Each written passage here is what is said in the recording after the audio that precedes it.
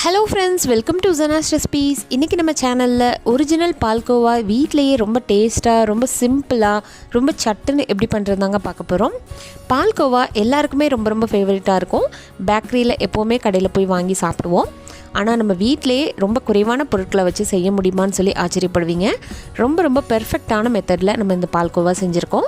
இந்த வீடியோவை ஸ்கிப் பண்ணாமல் பாருங்கள். நம்ம சேனல் ஜனாஸ் ரெசிபீஸ் சப்ஸ்கிரைப் பண்ணாதவங்க சப்ஸ்கிரைப் பண்ணிக்கோங்க. பக்கத்தில் வரக்கூடிய பெல் பட்டனை மறக்காமல் கிளிக் பண்ணிக்கோங்க ஃப்ரெண்ட்ஸ். இப்போ வாங்க இந்த சுவையான ஒரிஜினல் பால்கோவா எப்படி செய்கிறதுன்னு பார்க்கலாம். பால்கோவா பண்ணுறதுக்கு எப்போவுமே ஒரு அகலமான கடாய் எடுத்துக்கோங்க. அதுக்கப்புறமா 1 லிட்டர் அளவுக்கு நான் பால் சேர்த்துக்கிறேன். நான் இன்றைக்கி எடுத்திருக்க பால் பார்த்திங்கன்னா ஃபுல் க்ரீம் பால். நீங்கள் மாட்டு பால் சேர்க்கலாம் அல்லது பேக்கெட் பால் கூட சேர்த்துக்கலாம். இப்போது ஃபுல் க்ரீம் மில்க் நம்ம 1 லிட்டர் சேர்த்துருக்கோம். இப்போ பாலை இது போல் ஒரு அகலமான கடாயில் சேர்த்துட்டு நல்லா ஹை ஃப்ளேமில் வச்சுக்கோங்க. நான் சொல்கிற டிப்ஸ் எல்லாத்தையும் நீங்கள் ஃபாலோ பண்ணிங்கன்னா உங்களுக்கு பேக்கரியில் கிடைக்கிற மாதிரியே பால் கிடைக்கும், பால்கோவா கிடைக்கும். அதுக்கப்புறமா இது போல் ஒரு ஸ்பேச்சுலா மாதிரி ஒரு கரண்டி சூஸ் பண்ணிக்கோங்க.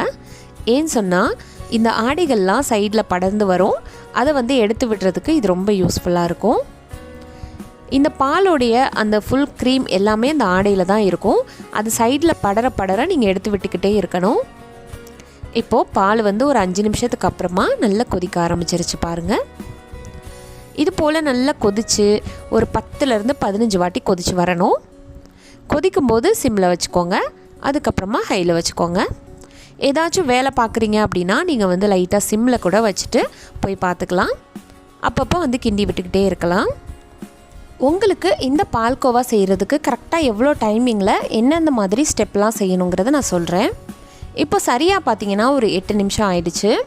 8 நிமிஷத்தில் இது போல் பால் நல்லா கொதிச்சிட்ருக்கு. சிம்லேயே வச்சுக்கோங்க.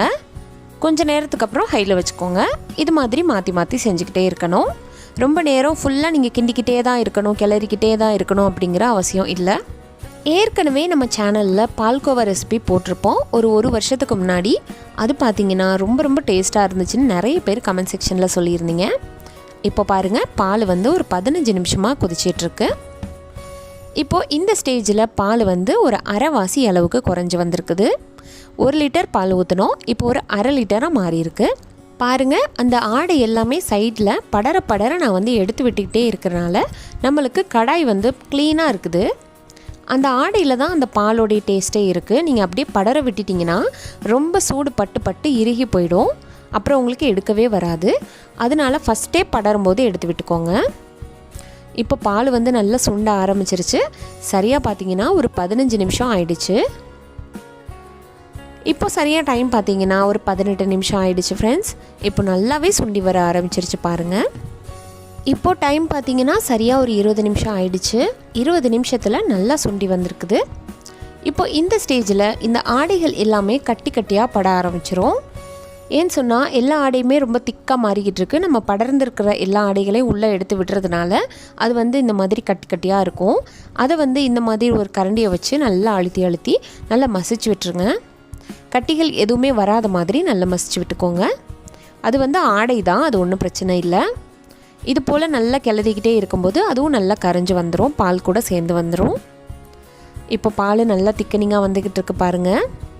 ஒரு 22 நிமிஷம் ஆயிடுச்சு. இன்னும் நம்மளுக்கு கன்சிஸ்டன்சி வரல. இப்போ சரியாக பார்த்தீங்கன்னா ஒரு 25 நிமிஷத்தில் இந்த மாதிரி பக்குவத்தில் இருக்குது. இப்போ ஒரு 90% நம்மளுக்கு பால்கோவா ரெடியாக இருக்குது. இப்போ இந்த ஸ்டேஜ் நம்ம ரொம்ப கவனமாக இருக்கணும். அடுப்பை ஃபுல்லாக சிம்மில் வச்சுட்டு இப்போ இதுக்கு சர்க்கரை சேர்த்துக்கலாம். சர்க்கரை எவ்வளோ எடுக்கணும் அப்படின்னா ஒரு 7-8 ஸ்பூன் மட்டும் எடுத்துக்கோங்க. நம்ம 1 லிட்டர் பாலுக்கு சர்க்கரை சேர்க்கலை. ஒரு 1/4 கிலோ, அதாவது ஒரு 200 கிராம் அளவுக்கு சர்க்கரை சேர்த்துக்கிறோம். நான் இன்றைக்கி எடுத்தது பார்த்திங்கன்னா ஒரு 30லேருந்து 40 கிராம் சர்க்கரை தான் நான் எடுத்திருப்பேன். இந்த இனிப்பே கரெக்டாக இருந்துச்சு, மீடியமான இனிப்பாக இருந்துச்சு. இன்னும் கொஞ்சம் நல்லா திகட்டுற மாதிரி வேணும் அப்படின்னா கூட ஒரு 2 ஸ்பூன் கூட சர்க்கரை சேர்த்துக்கலாம். இப்போ சர்க்கரை சேர்த்ததுக்கப்புறம் இதில் ஒரே ஒரு டேபிள் ஸ்பூன் மட்டும் நெய் ஊற்றிக்கலாம். நெய் ஆப்ஷனல் தான். நெய் எதுக்காக ஊற்றுறோம் அப்படின்னா பால்கோவா நல்லா ஆற பார்த்தீங்கன்னா இறுகி போகாமல் இருக்கிறதுக்காக, நல்ல ஒரு அல்வா கன்சிஸ்டன்சியில் வர்றதுக்கு, அப்படியே வாயில் வச்சுட்டு அப்படியே கரைஞ்சி உள்ளே போகிற மாதிரி செய்கிறதுக்காக தான் நெய் ஊற்றிக்கிறோம். இப்போது நெய் சேர்த்ததுக்கப்புறம் நல்லா ஒரு வாட்டி மிக்ஸ் பண்ணி விட்டுக்கலாம். மறுபடியும் கூட ஒரு 5 நிமிஷம் கொதிக்க வச்சுக்க போகிறோம். இந்த ஸ்டேஜில் ஒரே ஒரு சிட்டிகை அளவுக்கு ஏலக்காய் தூள் சேர்த்துக்கோங்க. ஏலக்காய் தூள் சேர்த்தா மட்டும்தான் அந்த ஸ்வீட் வந்து நல்லா ஃப்ளேவர்ஃபுல்லாக இருக்கும். இப்போ நம்மளுக்கு கரெக்டான பக்குவத்தில் பால்கோவா ரெடியாக இருக்குது. பார்க்கும்போது இவ்வளோ லிக்விடாக தெரியுதுன்னு நினைக்காதீங்க. இந்த ஸ்டேஜில் நீங்கள் அடுப்பை ஆஃப் பண்ணிக்கணும். இது வந்து ஆற ஆற இன்னும் நல்லா இறுக்கி போயிடும். அப்போ ரொம்ப கட்டியாக மாறிடும். அதனால் இப்போவே அடுப்பை ஆஃப் பண்ணிவிட்டு இதை ஆற வச்சுக்கலாம். இப்போது செம்ம டேஸ்ட்டாக இருக்கக்கூடிய 100% ஒரிஜினல் பால்கோவா பேக்கரி ஸ்டைலில் நம்ம செஞ்சுருக்கோம். இதுக்கு ரொம்ப பொருட்கள் தேவைப்படாது. ஒரு அரை லிட்டர் அளவுக்கு கூட பாலில் நீங்கள் ட்ரை பண்ணி பார்க்கலாம். ரொம்ப ரொம்ப அமேசிங்கான டேஸ்ட்டாக இருந்துச்சு ஃப்ரெண்ட்ஸ். ஓகே ஃப்ரெண்ட்ஸ், இந்த பால்கோவா பிடிச்சிருந்துச்சு அப்படின்னா லைக் பண்ணிவிட்டு ஷேர் பண்ணுங்கள். மறக்காமல் நம்ம சேனல் ஜனாஸ் ரெசிபியை சப்ஸ்கிரைப் பண்ணிக்கோங்க. கூடவே வரக்கூடிய பெல் பட்டனை மறக்காமல் கிளிக் பண்ணிக்கோங்க. நம்ம சேனல் ஜனாஸ் ரெசிபிஸ் இப்போ ஃபேஸ்புக்லேயும் இன்ஸ்டாகிராம்லேயும் போட்டுட்ருக்கோம். ஃபாலோ பண்ண மறக்காதீங்க. நாளைக்கு அடுத்த வீடியோவில் சந்திக்கிறேன். தேங்க்யூ. தேங்க்ஸ் ஃபார் வாட்சிங்.